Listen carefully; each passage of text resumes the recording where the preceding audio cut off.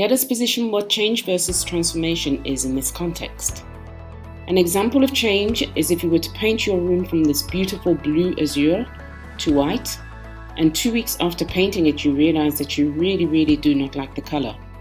It's just not growing on you, and every time you go into the room, it's actually irritating you. So you decide that you're going to paint it back to the way that it was. You've got some of the old paint left over, or you might have to buy more of the original paint and you repaint the room to its previous color. In terms of that change, after a few weeks, nobody would have noticed that there was ever a change, because once the smell of the paint is gone, you can't tell that anything has actually changed. And this is what change is. It's an event, and when you make that one simple change, you can change things back fairly quickly with little disruption and little cost. Transformation, on the other hand, is a series of incremental changes. By the time we get to the end of that transformation, it will not be possible to go back to the original state.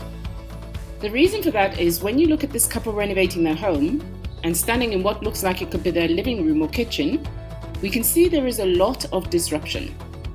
They have knocked out a wall, they may have got rid of some parquet flooring, and they may also have lost a door. If it was an original antique door, it's going to be very difficult to get that door back by the time this couple has finished the transformation of their home. That room in their home will look very different from what it was before, and would have taken several months to complete the renovations. If they decided that they disliked the changes and wanted to reverse them, they would not be able to do so without considerable cost and further disruption. During transformation, the series of iterative changes make it impossible to revert back to the original state. A simple analogy would be to take the example of a butterfly.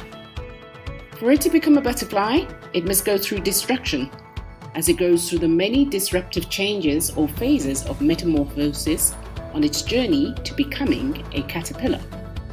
Even if it wanted to, a butterfly could never go back to being a caterpillar. Change is an event. Transformation is a journey, and that's the main difference between change versus transformation.